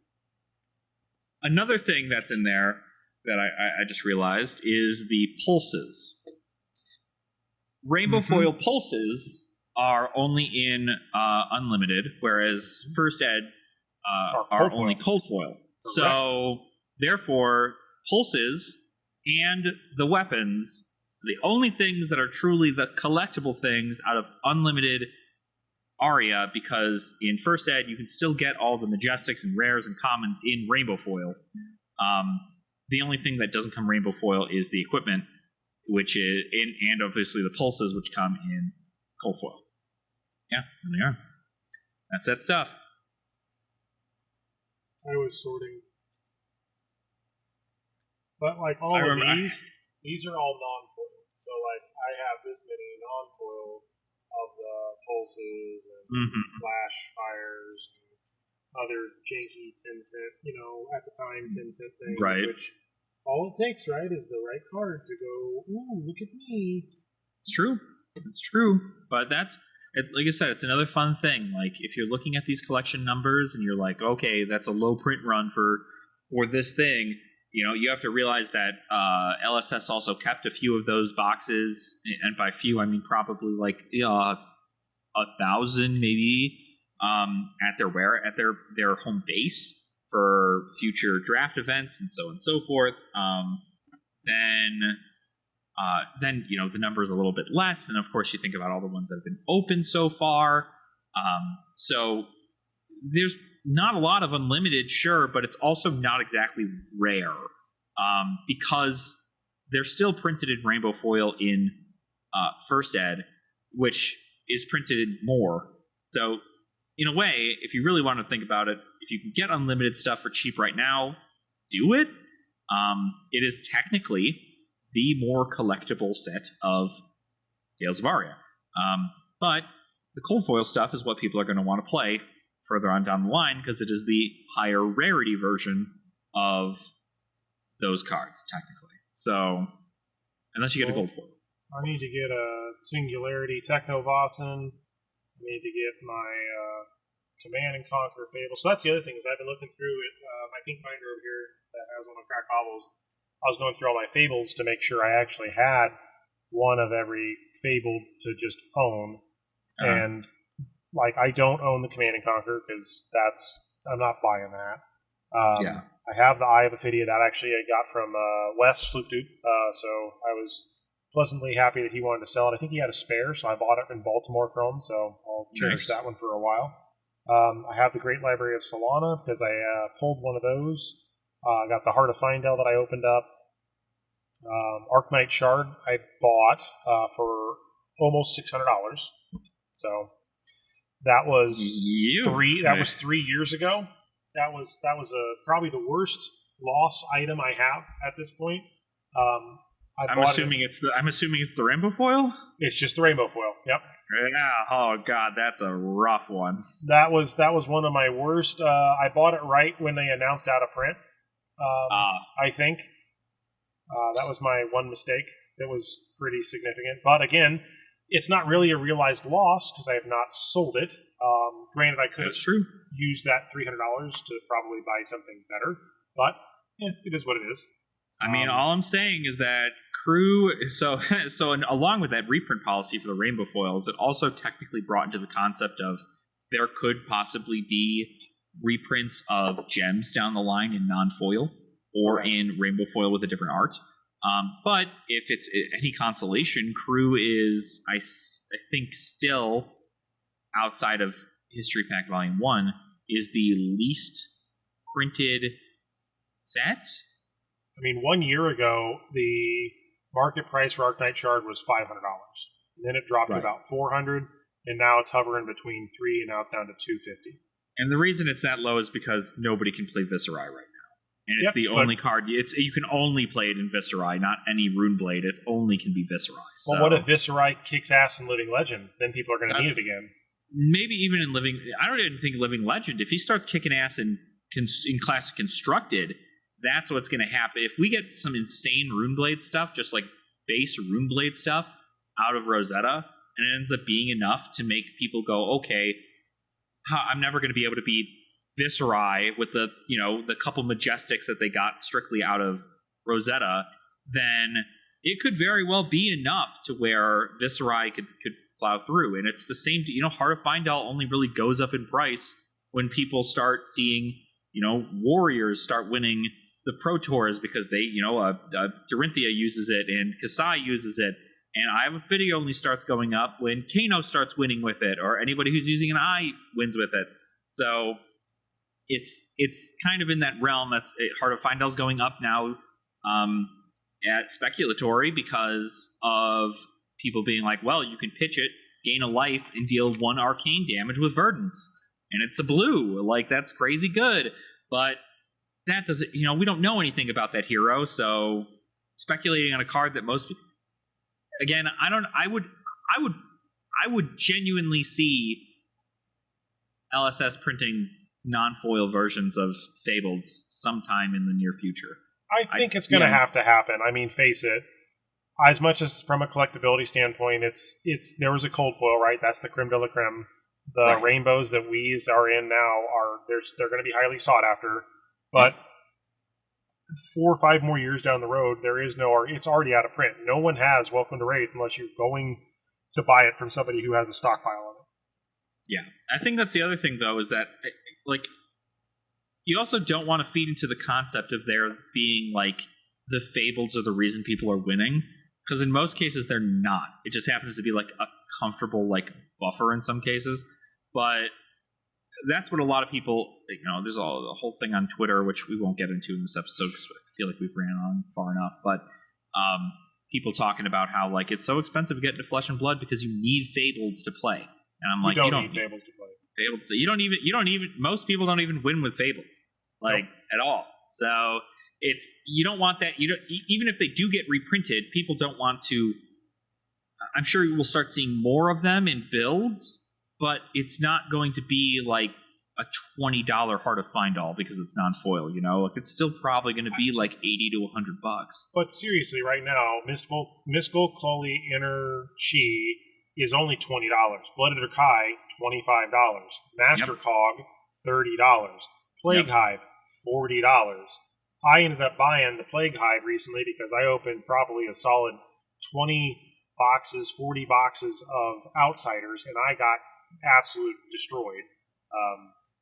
We won't go into all the crazy detail on that, but long story short, I did not pull the Fable.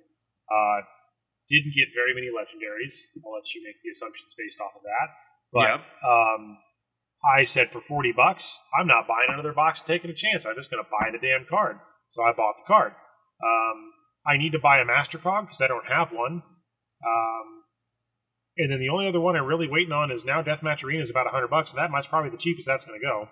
So I'm going to go buy one of those sooner or later, probably the next. I don't know. I think Deathmatch Arena can go cheaper, but I don't know. I think the only reason people are looking at it is because, again, you have to realize, like, volatility, like, who's going to really buy this. This is more so for, like, UPF, so I think a lot of people may be speculating this is really a UPF card.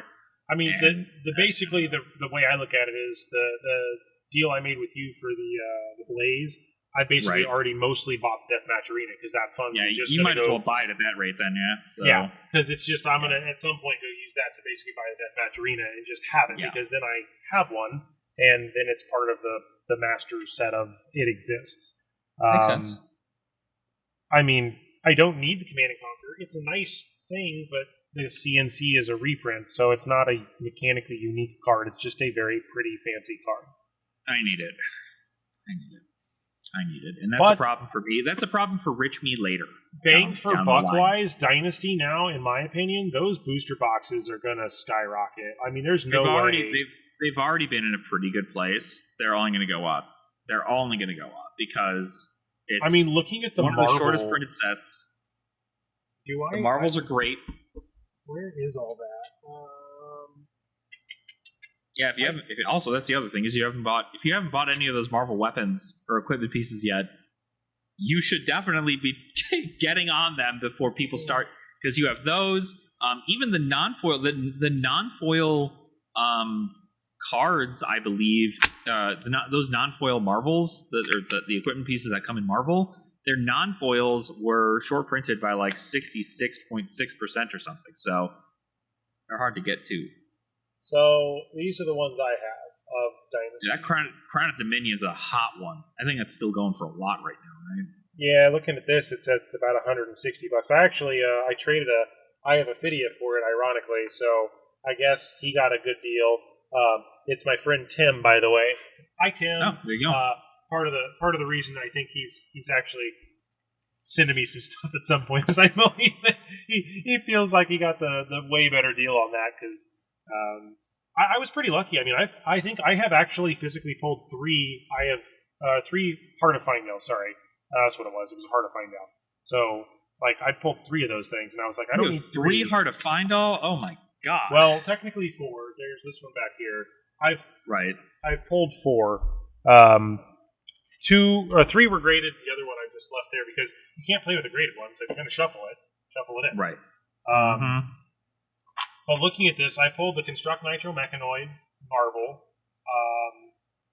I have the Sand Scour. I bought that at a much higher price, which was kind of sad because that was when Azalea, it was when Azalea was popping off or something. I pulled the Merciless Battle Axe. That's graded. I have the Hanabi Blaster. That's graded. I have the Rock. So I don't have the Aether Tide. I don't have the Tierra. And I don't have the Seasoned Savior or the Yoji Marvel. So really, again, looking at bang for buck, the Yoji at $30 or $25, the Seasoned Savior at $25. I could buy those 2 and be down to just missing 3 cards, which is the Dynasty Illusionist, Dynasty Wizard, and Dynasty. What's the kimono go to? Runeblade. Illusionist, Runeblade, and that. Which, oddly enough, I swear to God, LSS has been sprinkling in fucking like hints at where they're going. Because think about it, they put these in this set, but then they later came back and did these other sets to where it's there. So they obviously knew they were probably going to go down this path. Oh, for sure. But it also helps when you like go to your LGS and buy shit like this. Mm-hmm. I don't know what this is going for now, but the regular Nitro Mechanoid says it's the $30. regular the rainbow foil one. Yeah, that's just $30.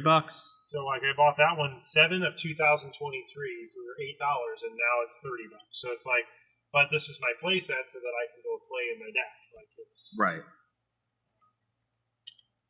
The things I need more of though are like this kind of stuff, which is that's weird. Nice.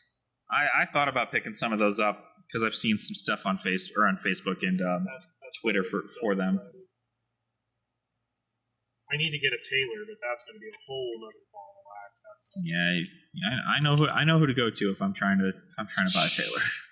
Let's play a game with Rudy. There you go. I'm trying to build my. I want them to build a generic weapon. I keep telling them I need a stupid generic weapon. And you have a stupid generic weapon. I need the other 2 of these. I think there's 4. Are there? I thought there was a blue, a yellow, a blue, a pink, and an orange. I think, but I think it was supposed to be red. Like I think the joke is the pink is supposed to be the representation for the pink strip alpha foils. The blue and the yellow, I think, were the pitches. I think that was the joke. That maybe I know. The only reason I know about the pink polo is because that's always the one he's known about. Is the pink polo? That's the one he's always wearing. But since he's out for like another year, because I think the special event that's occurring in his life, I don't think that they're going to be publicly available, or they may already be done. What may be out there, maybe that's it. Maybe he moves to something different. I don't know. I mean, they're fun little promos to get at things. I don't know on their like true desired collectability, but I think they're fun little buy things. One on TCG Player? I don't even think they're for sale on TCG Player, to be honest. No, I don't think so. I don't even think you can look it up. It's not even a valid card. Polo doesn't exist. No Polo. Well, that means that it's special to the. I mean, I personally would never sell a signed Polo. I think that's a rad thing to have. So, yeah, I don't. I mean, I'm kind of taking the Saint mentality with this. If it's signed, I'm probably never going to sell it. It's just going to go in a binder. Now, the caveat here is, right, if somebody comes knocking hey, Mr. your house is getting foreclosed, all whole bars off the table, right? I'm going to do everything I can to keep my house, but hopefully, that never, ever happens. So, it's just one of those things where it's, in my opinion, it's an off the market item. It just doesn't even exist. It's there because it's there. Gotta collect that sentimental stuff. Yeah, it's the joy of collecting, right? So. Right. Absolutely. And that's the takeaway from all this for Collectors Week is in every one of these articles I've ever read, collect what you love, just enjoy playing and enjoy collecting and just have a good time. I'll bookend this wrapping stuff up with the final statement is I walked around Gen Con a total of 20 to 25 miles in those 4 days. And the more I walked around and saw the different booths, the Bandai, the Sorcery, the Warlord, the different, Alpha Clash, the different TCGs, it was a percentage of a percentage of a percentage of the overall convention because board games were more there, miniature games like Infinity, stuff like that. Those are the creme de la creme. The money is flowing there. The money is flowing in TCGs too. But when you look at the TCGs you like, just because it's small, or in your opinion small, doesn't mean that there's not a good community. But like the representation that LSS had there, they shined like a bright star. But a lot of the booths still weren't buying cards. A lot of the people weren't selling sealed product, right? Like the overarching community, other than Star City Games, was like there was like Star City Games in one other booth that were willing to buy Fab singles, and I think Star City and Troll and Toad had some Fab sealed. But outside of that, it was LSS had sealed product, and that was it. Like, right? Like, it was not a smorgasbord of I could walk up and be like, oh, I want that, I want that, I want that, I want that. Like, it's not like Magic, Pokemon, Yu-Gi-Oh!, like those big three where you go to any booth and it's like, oh, shit, here it is. Like, one last thing. This was the present for the wife. Oh, there you go. Oh, God. The gift for the wife. Fuck. It's like, have you seen Spaceballs? I have seen Spaceballs. This is the Spaceballs of Pokemon products. What in the world is this? Hold on. What? We're not done yet. We're not done yet. Why is it so done. Hold on. We're big? not done yet. What the hell is that? This is called the Classics. I was originally not going to buy this. Oh, wait a minute. I think I've heard about this. This is like a fun little beginner product that you can use to yeah, I've seen this. This actually seems really like a really fun product. This literally, I mean, I am one-handed. It's hard for me to hold this up. This thing weighs every bit of. This has to be a 20-pound plus or 20. This is as heavy as a bulk box of flesh and blood. This is like if you're trying to make Pokemon like a fancy chessboard. Yeah, that's crazy. That thing originally retailed at the LGS for $500. Where did you get it at? I walked into the LGS downtown Indianapolis at Good Games, and I was just like perusing through, showing somebody the ropes, like, hey, this is Good Games, right? Like this is right after Gen Con. And I was going to show Good Games, and there's another one down here called Elf and Moon, and I saw that up on the shelf, and I said, oh, man, $500. And in the bottom little corner, there's this little sticker that was like, discounted $200, buy now. And I'm like, hey, I got a question, buddy. What is that? And he's like, oh, that's a sticker. We had it on for a Gen Con flash sale, but I got to take that down. I said, so it's not $200? He's like, what, do you want it? I said, for $200, I said, if you're going to sell that to me right now, I said, I will buy that. And the guy was like, well, we were originally going to put it back to full price, but he's like, it's been sitting there now for several months. He's like, you know what? If you want it, it's yours for $200. And I said, you know what? I shouldn't do it, but I'm going to do it. So I sold some stuff at Gen Con. I actually sold, it was called the Pokemon Generations. I know that. Oh, yeah. So if you are familiar with that line. I am. It's enough to definitely pay for something that's over $200, I'll tell you what. I sold the complete series of Pokemon Generations. So what? It was yeah. Very long story short, they had been sitting on my shelf since 2016. Uh-huh. And, GENER. I was going to show these off on the screen for the people that are curious. Yeah, Generations is really, really good. So here's I mean, Pokemon. it's not like certainly the absolute darndest, but it's really cool. So I did not have this one, the Mew or the trainer box, but I had, and I went to a vendor and they were willing to pay me for the Pikachu collection, the Venusaur collection, the Charizard collection, the Blastoise collection, and all 11 of the other sealed ones, which is the Mythical collection, which is the Shaman, Mew, Manphy, Jirachi, Darkrai, Celebi, Keldeo, Vincini, Acerus, Genesect, and Moltenova. Right. So that combined, they gave me, I think it was about $1,100, $1,200 for. Yeah, it sounds a whole lot like it. That's a pretty good deal. I mean, look, here's the other thing, right? Prices get manipulated all the time. This says $400, but it's not fucking $400. Like, this sold for $319, $319. They're selling like one every other month. And there's only a few listings available, so. I'm going to take an imagination that this was not here. So I don't know who this. I'm going to have to go see whether or not this guy. They say damaged set. I'm curious now if this was my old set because they say damaged, but I'll have to look. No, this isn't my set. So see how this has Venusaur and Charizard in the same pack order? One of mine had the two packs reversed on the inside. So this one is not my set. But I don't know, when they say damaged, I don't know what they mean because there's little dings in the bottom, but like all these boxes had little dings. Even mine had dings. So like I don't really think that's damaged, but maybe it could be something they're just waiting for somebody desperate enough to buy. So I wonder if in the details they specify what is damaged. Complete set sealed. All boxes are sealed but have imperfections, mainly on the backside, such as crushed corners. That's why. Okay. So why wouldn't you show a picture of the backside then? It's a dumb listing. Why would you do that? But like on this one here, Rube's Collectibles, they say $400. But again, I think a fair price was, I think the guy gave me, give or take, about $200 a piece for the bigger ones. Right. So 2, 4, 6, 8, or like 150, somewhere in that ballpark. And then for each of the 11, it was like $50 because they're averaging about $100 a piece. Some of these, Manphy, $150. So I probably got taken for a walk on like Shaman and Manphy. But again, how often are they selling? You know.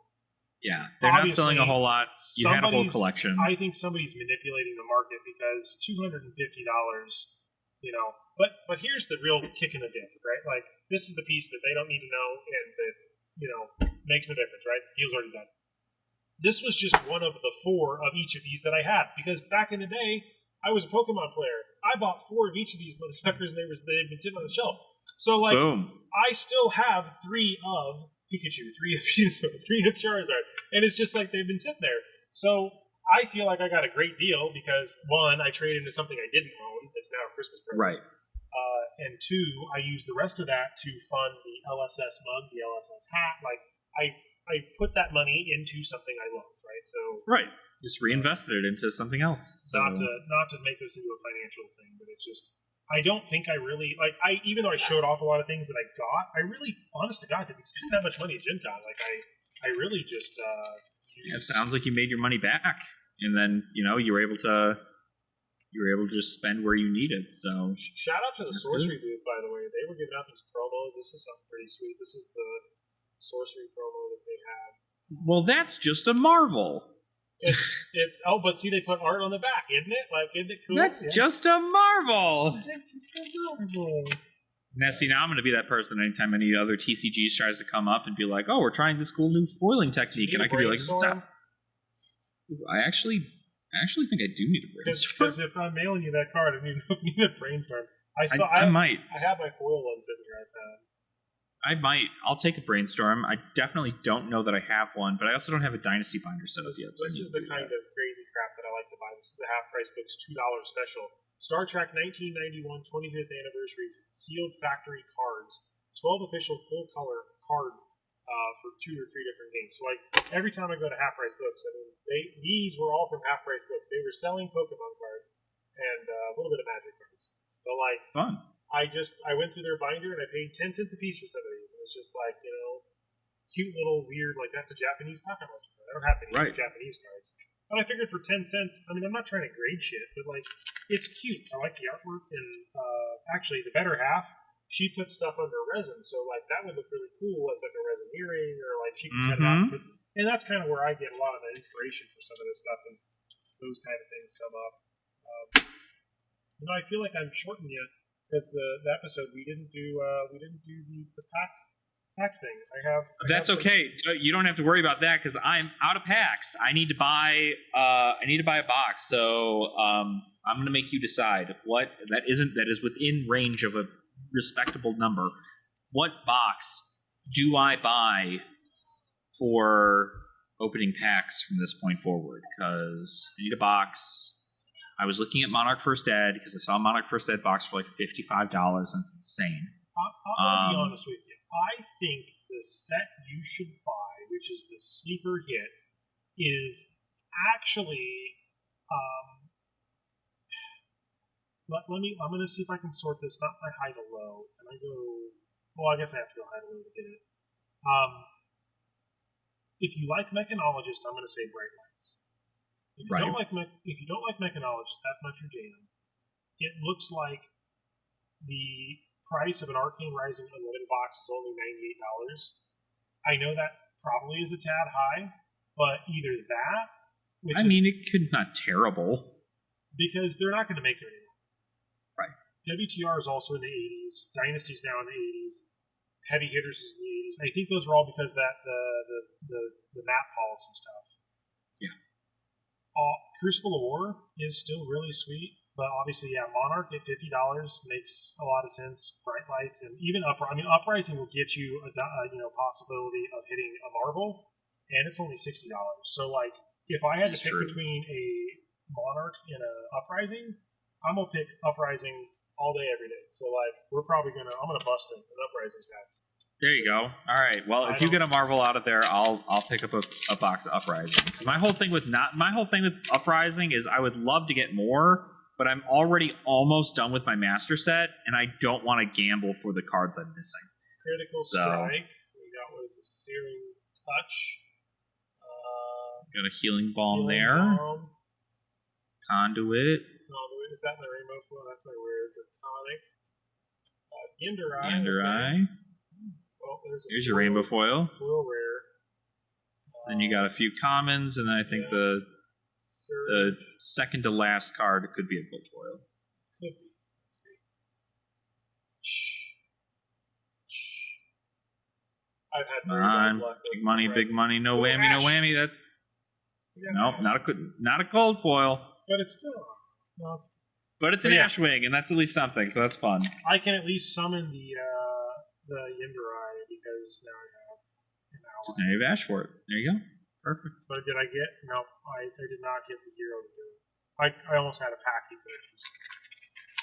But I do think in a future not so far away, right? Like, obviously these have potential for anything now, right? Dynasty, like the Emperor sitting in there. Dusk Till Dawn is something I was looking to pick up for sure because I like the set a lot, and it's going to be like Warmonger's Diplomacy, the Angels, a chance at an AP.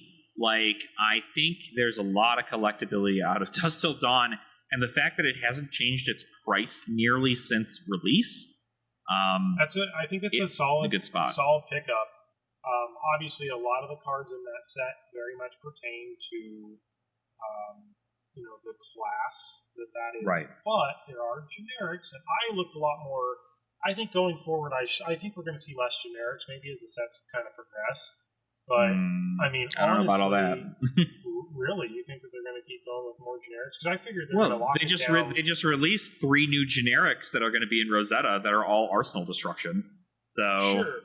But I think that's like a very pointed release. I guess what I'm referring to is like how WTR and Arcane had or even Monarch had like a massive slew of generics. I feel like that's the base that the rest of the game's going to kind of use because they're not, face it, they're not reinventing the wheel, right? If they want to use one of those, they just bring it forward and put it into the set. We've seen that happen multiple times with different ones. Even in the UPF product, they did the same thing. Yep. So I don't know. It very well could happen, but I think generics are also great for the concept of draft, which is something that they really like to push when they're making product is their limited experience. And while you have things like Bright Lights, which had just mechanologist cards pretty much throughout the entirety of it, and because it was only mechanologist.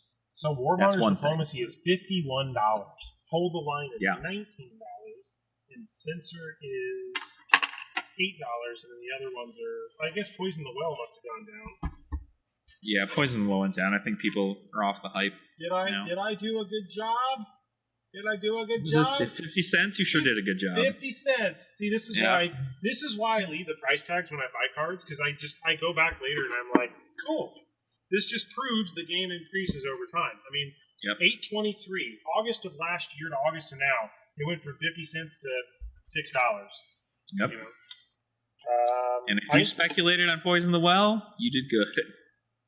What other one? I have a Hold the Line sitting here. I was going to say, I don't think I have that many generics, because, I think that's a Monarch card. That was it.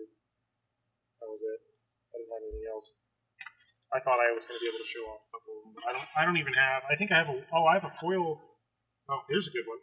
What is this going for now? This is a foil surgical extraction. Well, now that Dynasty is significantly less, let's see. Foil for $10.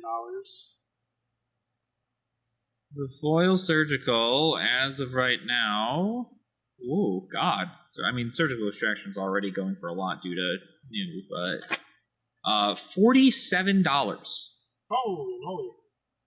So yeah, that's pretty good, I'd say.